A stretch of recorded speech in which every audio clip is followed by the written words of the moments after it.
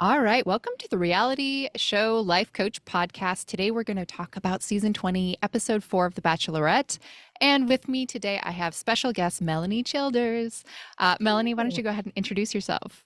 yeah. Hi, I am a business coach for feminist and progressive entrepreneurs who are growing and scaling their businesses.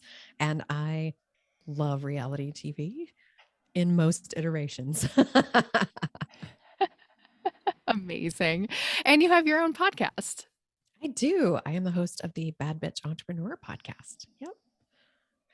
Yes, and it's been fun for me to start listening to that as I was like trying to get to know you since we're new friends. We're new friends.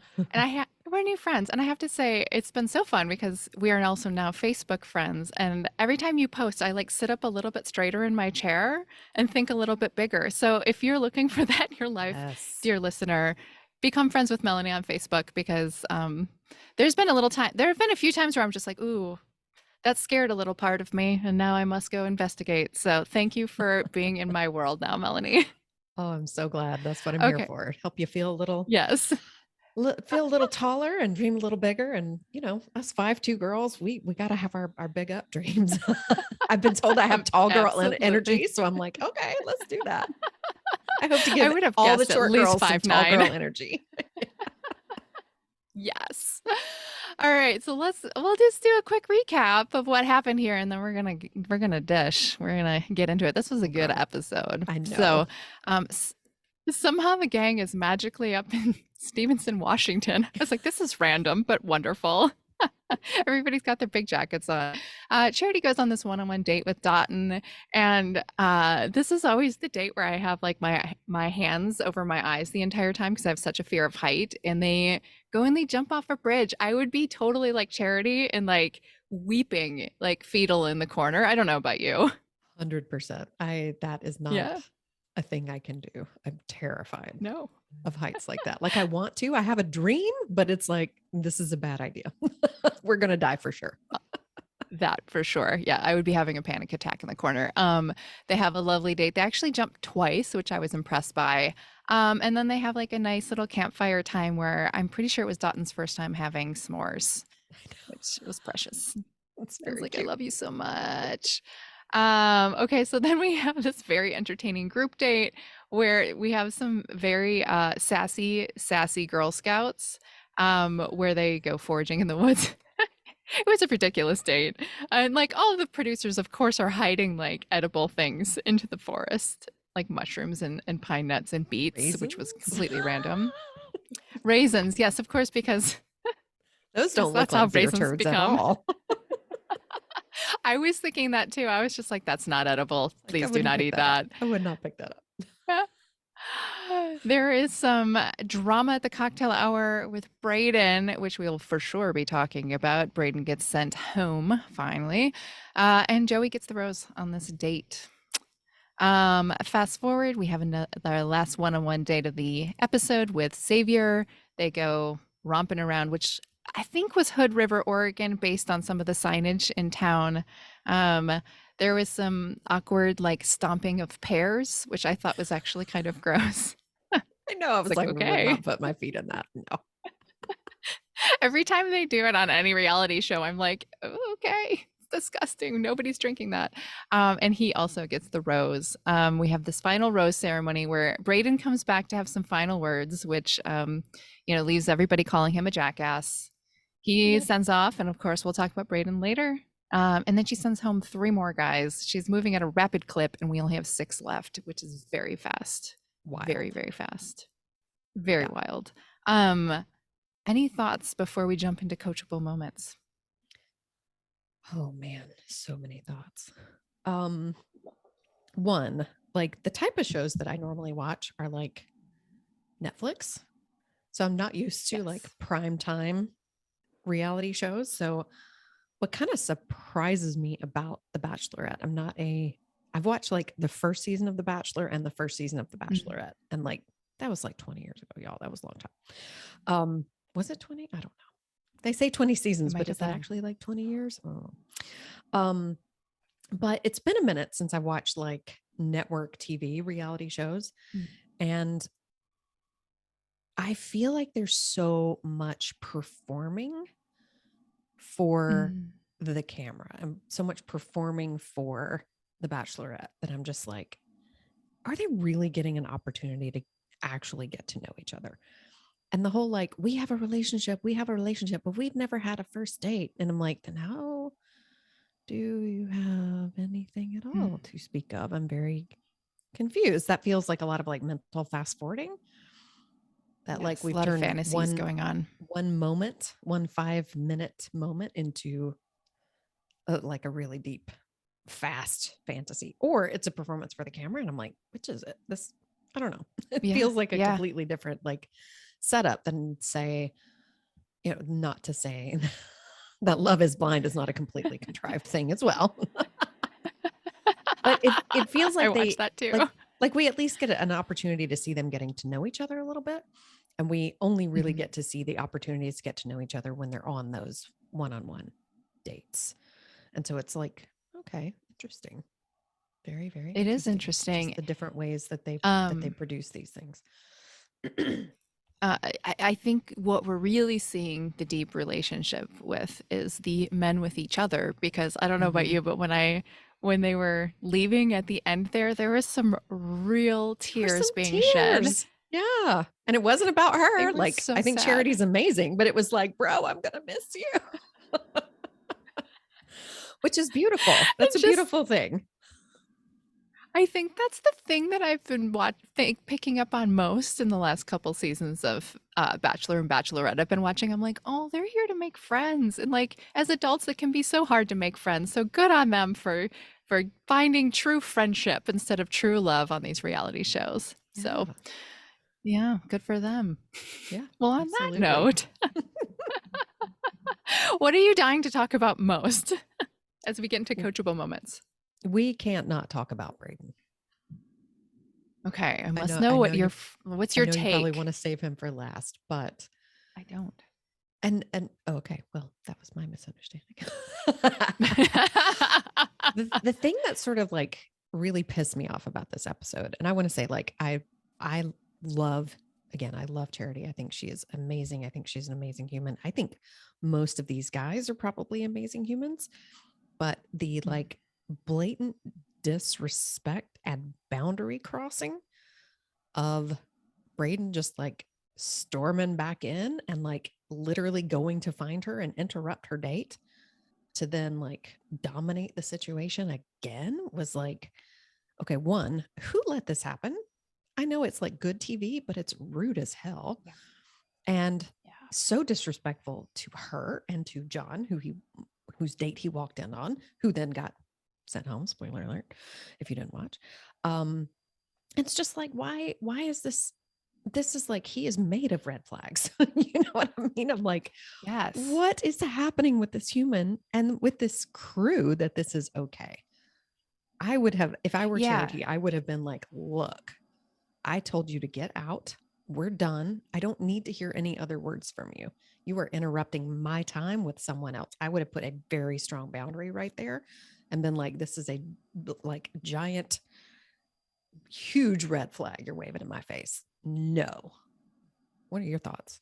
I I agree because well, first off, I know that like producers are like, "Hey, why don't you go back in there?" But he also to like what you were saying before about performing, he also performed and maybe overperformed this. He's like, "All right, I can continue to play this role." His sense of entitlement though is Mm-hmm. all of his own. Like that Mm-hmm. is coming from him. Like I am entitled to this woman's time even though she's already said to me, "We're done." She already sent me packing, but of course I should get to come back. And I really think that his motivation for coming back was, oh, here's my opportunity for now for you to like beg me back on the show. Like those LO were the fucking vibes that I was L. getting. Yeah, me too. I was like, what is the purpose of this conversation? What do you think she's gonna say to you? Right? It's like, no, there's no this was a no. A line has been drawn and you keep crossing it. And that is to me so problematic. And like I So don't remember who said it, but on like the woods date, there was one guy in the crowd who just went, "Hey, Brayden, do less." And I was like, "That's like, That needs to be like his tagline. Brayden, do less. Do less, babe.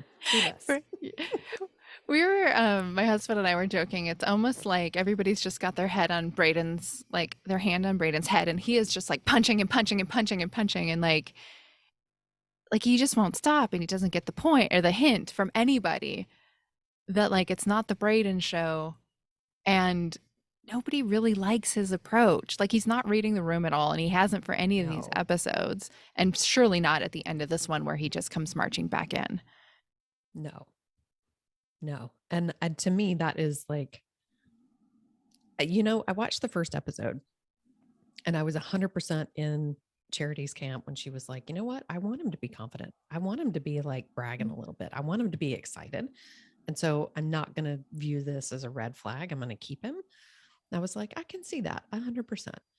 But now Mhm. it's like, oh, maybe you should have read that as a red flag and sent him packing.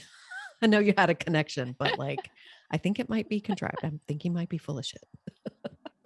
I think he's definitely full of shit. I'm like, your whole personality seems to be a trauma response. Like whenever she shows him a little bit of like less attention or shows somebody else attention, he's just like, okay, fine, I'm over it. Like, okay, fine, I'm like not into you. My bags are packed, and he's out. Like every single Yeah. episode has him being like so reactive to Mm-hmm. her in these ways. And there's this lack of self-awareness in everything that he does. It's just you can see almost clearly like how he sees the world, and you just want to be like, that is like, bro, That's not like how that this is works. not that's not That's how not how this any of works. this works. Yeah, Yeah, I yeah, and he think just he's wants to shape probably, it. yeah. And I Go think ahead. that he's probably grown up being very handsome and very attractive and used to female attention. And he's, a traveling nurse, so that means he can go anywhere and like just about Mm. have anybody he wants is my guess. I'm not a psychologist. Do not take this as a diagnosis, just my guess. But I also get Mm. from him that he is rejection sensitive. And so he's not used to being rejected. And so anything that he sees as a rejection, he's like, I'm going to shut that down and I'm going to reject first. Yeah, Cause like, I can't yeah, remember who said it, but they were like, look, dude, you packed your bags after every one of these weeks. Maybe you just don't really want to be here. And I think his right. expectation was she's going to fall hard for me and I'm going to be the only one. And anything that does not look like that, I have to like put the kibosh on. Yes. And it's like, that's just not Yeah. how the world works. That might be your limited experience because you're 24 years old, but that's not how the rest of the world operates. And you're going to have to figure that out. No. When he thinks that the rules of the show will change, do his bidding. Like I think even at one point in this episode, he was like, "Oh, I just wish she would just like stop being the Bachelorette for a second." And I was like, do you, what show did you come on that you're expecting her to not be in this role? And yeah, of course, every single one of you will be different when the cameras aren't rolling or anywhere in the vicinity, of course. But to just say like, "Oh, please change the rules of the show for me so that I can like bend to my will," just Mhm, says a lot about his character. Oh, Brayden. mhm. Do you think, and again, like we're armchair psychologists here essentially, but do you Right. think that he is a narcissist? I'm reading his reactions and his like desire to control and Mhm. assert dominance and like because he literally said out in the woods like I'm going to assert my dominance. It was like, why? what Yeah. why? What is the purpose of that? So my read on Yeah. him is very like self-centered and narcissistic, whether all the way like NPD, I don't know, but that was my take. What about you? Yeah. The just that you're asking that question says everything because you're not asking that about any of the other contestants. Right. It's sort of like if you have to ask it, it probably is the case, or at least Be true. tendencies in that direction. It could be true. I wouldn't say he's not. Yeah. I'm But with you. yeah, yeah. I mean, all of this goes beyond like the whole idea of like coaching, but looking at the brains of humans is what we do all day, every day. And just being able to see these patterns is, yeah, the red flags. But I do have to give Charity some credit because when he says something along the lines of, well, it's not your fault. And she's like, yeah, I know it's not my fault. It's like, okay, now she's owning it. And I do wonder to what extent she kept him around longer than maybe she wanted to based on producers' request. Mm-hmm. But at the Mm-hmm. end, she definitely, this episode, you could tell she was She done. was done with his bullshit. Yeah. For sure. Yeah. And the amount of energy it took. I mean, maybe if he was the only person she was dating, she might have waited around to see what would happen longer. But just to hold the energy for that many men, like eventually you just get tired of it. Yeah. Well, and like as another human being who like I can put on the extroversion, but at heart I'm an introvert. Like Mm. when there's Mm. one person who's like an energy vampire and they're like sucking up all the air in the room, that is very exhausting for me. And I can see it on the faces of all the other guys that they were like, this motherfucker Yeah. again. And it's like, Yeah. if I can remove that person from the equation, everybody else is going to have a better time. Yes. So it's like, Yeah. yeah, like I think this was the time, and I kind of wish she had done it earlier, but you know, I understand it's a TV show and it makes good television. So I know. But I'm sure and she that was may also again that may not cringing have been watching up to her. back. Yeah. Oh, I'm sure. Yeah. Yeah. I'm sure it's massive cringe watching back. And also just to see the other things that she didn't get to see on the show, just Mhm. seeing it air back of like, wow. I'm guessing that if she saw if she knows now, if she knew then what she knows now, she would have been like, oh, night one, you're not getting the rose. You're going home. You're going to be like sent away without any airtime. But she had to give him airtime because she could only see what she wanted to see. Yeah. And she was just getting what she was able to see. I think I read an article with her last night or the night before that was like, yeah, being able to watch this and see the things that I wasn't able to see has been very eye-opening. And I'm like, yeah, I bet. I bet it is for all of these people. Do you think, though, Brayden watching this back, would you imagine he has learned anything? That's a good question. I think it's possible, but I think he'd also have to have the self-awareness to look at himself outside of himself to see everyone else's responses to him without being reactive, but coming from a place of like, how can I learn to do better? I think that curiosity place is the only way that we do better, instead of just I think like, so too. it's really easy to like stand in defense of ourselves. Like I was right. You know, it's really, it's kind of hard for some people to get into that curiosity mindset to do better. You have to want to do that. So I would be curious to know if he wants to. I know. I'm like, I got to go Google this later. Maybe he has made a comment on this, but yeah, you can always tell the people that are just like so stubborn to just believing in who they are in that particular way when they're like, I just got a bad edit. And I'm like, I'm sorry, but 4 episodes deep and you're still kind of having the same behavior. This isn't a bad edit. This is you. Mm-hmm. You're the problem. Yeah. It's you. You are the problem. It is you. Well, shall I do any last thoughts on Brayden before we move on?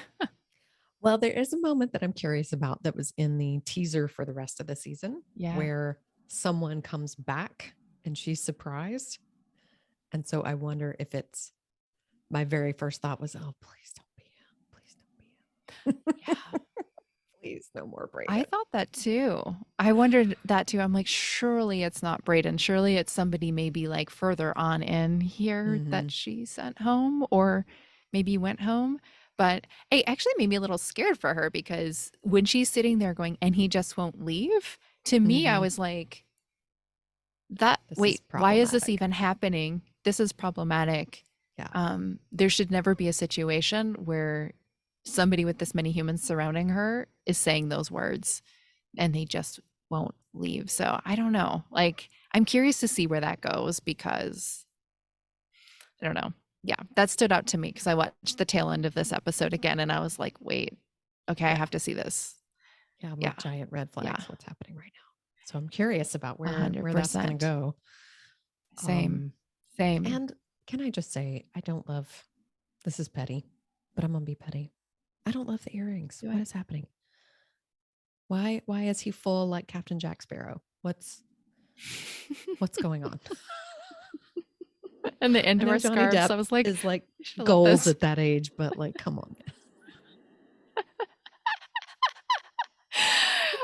this it's the earrings and the scarf combo. I did love the one part of this where Sean was just like, and he came back with a scarf, and they're like, Sean, you are wearing a scarf, and he's like, yes, It's like, but this is it's cashmere. cashmere. I'm like, that's the best, It's like, but the this is a best, status scarf. So it's not just any old scarf from Target. right? Oh man, I really, really hope that like yes, Brayden is over. We won't see any more of him. It was really nice to end an episode where it wasn't like everybody pissed off about one of the other contestants when there was really like all of this man love going on. Charity seemed optimistic. She seemed genuinely sad to see people go. It wasn't tears of frustration. It was more of that like bittersweet, you are an amazing person, and yet I cannot move forward with you. So time will tell. Yeah. Maybe Brayden will just be here the whole show, the whole time. Oh God. I know. Come on, Help us producers, do all. us better.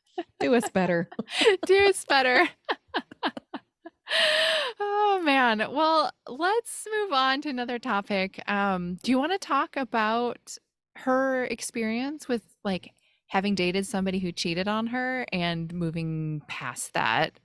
Because I don't know, this has been an ongoing thing for the first 4 episodes where it doesn't really seem like this open-minded, let's see who I can meet. It very much seems like I need to find somebody who's the opposite of this man I dated for 6 years, and I was like, this doesn't feel super healthy to me. Um, Mm-hmm. and it seems like every conversation, I mean, poor Xavier, she went on a date with him and she's basically like, you're guilty until you prove yourself innocent here I because she just noticed saw that so many theme. traits in him. Yeah. Yeah, so what Yeah. did you pick up on when you saw this? Yeah. Well, what was really interesting to me was the exact same thing. Was like, it's almost like she's looking for someone who is exactly not the same kind of person, even though she's obviously attracted to similar things about that person, but she desperately wants whoever it is that she ends up with on the show to not be that person. And so it's almost like Xavier's not really given a fair shot because he Yeah. has so many similarities. And it seems like until he opened up about, his mom and about why he does what he does, she was only able to see him through that lens. And now she's getting like the next layer in the onion deeper. But that is a little bit concerning to me because I'm 46, but I've been the 26-year-old, the Mhm. 25-year-old who I got married at 23, divorced at 25, married again at 27, divorced again at like 39. So like I get the instinct as a young woman to go, okay, this type of person did not do me right. And I'm going to look for the exact extreme opposite. And the thing is, like, it's not that, it's the behaviors that you look for and the behaviors that you cultivate in response to those things that create a better relationship the next time around. And so it's like you can't just go look for the opposite of the person that hurt you. You're just going to find different problems. Yeah. Yeah. Yeah, because it's almost like she's thinking, if I just find somebody who's the opposite, I can control for someone never cheating on me again. So Yeah. if they've never cheated before, they'll never cheat again. It's just like, okay, listen, if somebody's cheated before, there's no guarantee that they'll do it again, and vice versa. And so if that's all we're looking for is just somebody who doesn't remind you of that last person, it's not going toward anything. You're still running away from that person and they're still occupying so much mental space. They're still like 100%. up in there. It's like the third wheel on every single date that she goes on is this ex, like this. Mm-hmm. And I It don't feels know like that she he's dropped like this at his any point. ghost is in the room, right? Yeah. Yes, 100%. I mean, so you have, having had the experience of being divorced twice, like after that first one, like how did you, did you have any like almost similarities of like, I don't want that? Or how did you approach love the next time around? Yeah, it was very similar. It was like, okay, I don't want anybody who drinks because my first husband was a closeted alcoholic. I was like, I don't want anybody who drinks or who's going to hide that from me. If we're going Mm. to have alcohol, we're going to do it together. And so, like, I was very much trying to control the outcome of something that felt uncontrollable, which I think is exactly what Charity is trying to do. She's like, I want to control the Yeah. uncontrollable of somebody else's behavior. And you, you literally can't do that. It's just not Right. possible. I mean, your odds might be better, but yeah, like finding love again was not super hard, but I did like kind of bounce to the extreme. You know, I was like, this person feels chaotic in some ways and unpredictable. And so I went hard the opposite way to find someone who was very safe. But that safety Mm. turned into what felt like an anchor for me. And so I was like, Oh, oh, okay, I actually need a balance of safety, but not so much that we don't like leave the house. Not that it was that extreme, but it kind of felt yeah. like that extreme from like, okay, extreme party boy to never leaves the house and games all the time. It was like, Mm. okay, that's not what I meant. Mm. I need someone in between. But I Yeah. didn't date between marriages. I went from married to in a relationship to married again. And so like How I d don't know that yeah, outcome would have changed, but I wish that I'd given myself a little bit of time to like find that middle place. it makes me wonder if Charity took any sort of time in between just, like, jumping back in. Yeah. Or did she go to The Bachelor and now she's on The Bachelorette? It Because she's seems only almost 26. like She's that's not the very case. old. Right. She's Yeah. not very old, and it seems too of, like I wonder if there's a little bit of, like, okay, TikTok, my parents have been married for, what, like, 48 years? They got married when they were 16. I wonder if there's a little bit like, "Okay, TikTok, like, let's Mm-hmm. get on this." But, I mean, how do you think somebody could heal from what she's experienced and get into a healthy relationship for the next one? Wow, that feels like a complex I question. said it and I was like, this feels This is multi-layered. this is Okay. big. Well, but I'm also someone who's been on both sides of the infidelity coin, and Mm, neither side is easy or a pleasant experience. If I'm keeping it real and truthful, right? Like neither side feels good. Neither side is fun at the end of the day. It all sucks on whether you have cheated or have been cheated on. The mhm, blowback and the fallout from it sucks for everybody involved. But one of the ways that I healed from both sides of that was to really be by myself for a while and come back to who I am and what I want and what I need from a partner. And now I've been in a relationship for I think we've been together like 7 years, and it's so much healthier and so much stronger, and we have so much better communication that the things that I did before literally are never going to happen again because mm, I took the time to sit with myself, to take care of myself, to get through like the blame and the shame storm of the things that I did and the things that I experienced, and come back to self forgiveness and come back to really who I was and what I wanted. And that like gentle, compassionate place of love that like mm, we all do things we're not proud of, and it's still okay. And we all have experienced pain and we're still okay and worthy. And that really helped me to articulate and drop all of my previous baggage from relationships to show up as the partner that I want to be. So I really do think that it takes time and it takes intentional, mm, purposeful healing, maybe therapy, maybe coaching, to give yourself that grace and compassion, no matter which side of the coin you've been on, to find yourself again and to love yourself through the pain and through the hurt and through, the self compassion of treating yourself kindly, no matter what you've done or what has been done to you, so that you can come into a relationship and be that person who's not immediately reactive the second it looks like something that someone else has done before. Like I think you really have to spend the time healing from that trauma. yeah. Do you think that you can do that in relationship? I think it can be done.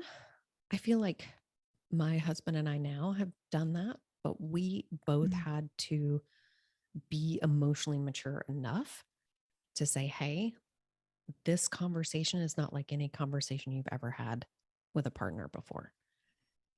Like if I were not a coach, we could not have those conversations. If I'd not been to therapy and he'd not been to therapy, we could not have those Yeah. conversations. So like I think it takes a incredibly emotionally mature person to be able to have and structure that conversation. So I absolutely recommend therapy and coaching to folks who've been through this, simply because having a conversation that is so charged about previous behavior tends to bring out the reactive in people. And so, like, you have to be able to frame it in a way that is not personal and is not blaming and is just having a conversation. So, as like, to be able to like check in with that other person and their like defensive responses or frustration responses, whatever is going to come up for them. And they also have to be emotionally mature enough to go, oh, okay, Yeah. I'm getting defensive right now because I had this experience with somebody in the past. And so Mm. just even being able to say that out loud to the person you're in relationship with is huge. Like, oh, I'm feeling kind of like I want to argue with you because this thing happened in my past. Is that what's happening now? That piece of Yeah. conversation right there is an absolute relationship game changer, whether it's about Yeah. infidelity or not. So I do think, excuse me, I do think some healing can be done in relationship, but I also think therapy and coaching and gaining that emotional wisdom and maturity is required first. Mm. Yeah. Because What do as you you were think? talking, I was thinking, well, I mean, as you were talking, I was thinking about of all of the relationships that we've seen on the show, Charity and Dotton is the only one where I feel like when I witness them together, there is a give and take, and there is Mm-hmm. a generosity toward each other, and there is a respect for each other that seems genuine. It doesn't seem manufactured. It doesn't seem like either party is putting it on. Yeah, Just, I got that feeling just, as well. yeah. And so, I mean, I think that's where my question came from. Do you think it can, heal in relationship? Because when I look at theirs, I'm like, if they made it to the end, they're the only two on this show I could see having that chance of maybe healing. Mm-hmm. Yeah, But that's my you're right. take With you too. need, And yeah, the reason is because I think that he comes across as very emotionally mature and yeah, is very ready to have an open, curious, respectful partnership. 100%. And I think her background of being a therapist will maybe like she has those resources to draw on. He strikes me as somebody that is, if he's not already in therapy, he would not be averse to it. Like he'd be open to that idea. And so, when I was thinking about just witnessing her search for love, just really thinking about just like there's a lot more to do here. And Mm-hmm. I mean, the success rate of bachelors and bachelorettes actually finding love and staying together in love is quite small, but I do still kind of have hope for her. But it Oh, would I need do to be too. somebody more like Dotton and way less like Brayden. Like it's like Yes, almost please. any of these men. Yes, please. But Yes, no, I mean that please. was such a beautiful I appreciate you sharing that because a lot of these situations is it's you can't just like read a book. It's like almost hearing other people's stories of being like, oh, okay. Because if you were to believe this show, like it would just be like, well, infidelity, bad. We cannot return from this. Like a relationship couldn't heal if this happened within the relationship. It's like, and they make it seem like, well, the relationship broke up because there was infidelity, and that's the reason. But there was probably many, many things that were going on, and Yeah. there's been many people along the way, like who have experienced infidelity and have been able to stay in relationship and heal from it together, but using a lot of the resources that you mentioned, therapy, coaching, wherever else they find resources for themselves and with support. But if you were to believe this show in all of their many ways, there's just the one way to do it, Yeah. and that's it. Yeah. Break it off. That's the end. Yeah. And break it off. That's the end. Not to say that Charity should have stayed in that what sounds like a very toxic Very, relationship, very but toxic. Yeah. Yeah. No, I think she made the right choice. But I think she yeah, made the right choice too. I think that she feels very secure in in her presence with Dotton Mhm. in a way that doesn't quite come across with anybody else. That was what I picked up. So even though she was very nervous about the jump, it felt like she felt very secure with him. And that security can take a relationship very, very far. But even with others like Erin, who like it's clear she feels like a lot of like attraction to, I don't get that same sense of security that she feels with Dotton. And it's interesting to me Yeah. that she must have said, or at least they edited it this way, he wants to protect me in a couple of different ways in episode 4, which I thought was a very interesting thing for her to be focused on. Because I'm like, okay, but I don't look at my partner and think, oh, but he protects me. That's not what I'm looking for in a relationship. And so I'm curious about why that's what is sticking out for her. That, oh, he wants to protect me. Oh, he Yeah. wants to take care of me. I'm like, what? Why is that what we're looking for? Because like, and even when I, left Yeah. my first husband who was alcoholic, I wasn't looking for someone to protect me. I was just looking Mm. for someone who I had real love and chemistry for, who was not going to be chaotic. Right.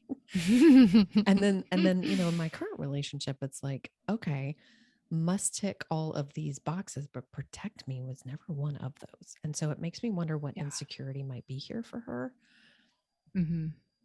Did you pick up on that? Yeah, I mean, that stood out for me. It's something that he has like assigned himself this role for whatever reason. In the last episode, he was like, I must tell you about Brayden and I must protect you, and I feel very protective of you.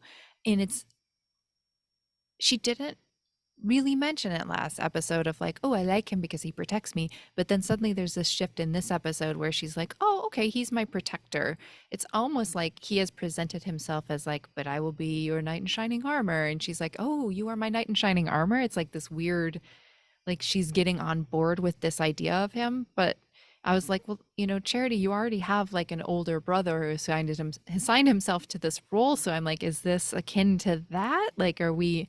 I don't know. It struck me as very odd because, like you, I've never sought that out. Somebody to protect me, and I don't know, Mm, like be like a policeman in my life. Like I don't know what that is, but you're right. I think it's coming from some need or insecurity in her for wanting mm, that. yeah. And I get it. I have older brothers, but still, I was like, no, they just picked on me until I learned how to fight back. Right? They didn't That's protect not the me from lesson we learned shit. from them. Exactly. I wonder, do you think like it potentially is the context of this show? Like Could be. maybe I wonder if other areas of her life where she's like, yeah, I'm not seeking a protector, but for whatever reason in this show, she's suddenly going, oh, yeah, I don't know what goes on in the house. And this person has signed themselves up to tell me to be my inside scoop into what happens and is in this role. I I would think be that curious that's to see if very that's a running likely. theme. Yeah. You could be absolutely right that it could just be Brayden and his act, his his ability to like suck up all the air in the room. Like it could just be that element that was Yeah. creating like, oh my gosh, we need to protect her from this guy. It's like maybe that's it. And maybe she's sort of like embraced that as like a narrative that's happening. But yeah, I'd be Mm. really curious if Mm. that continues to be a thing or if it was just situation like was it Brayden specific? Yeah.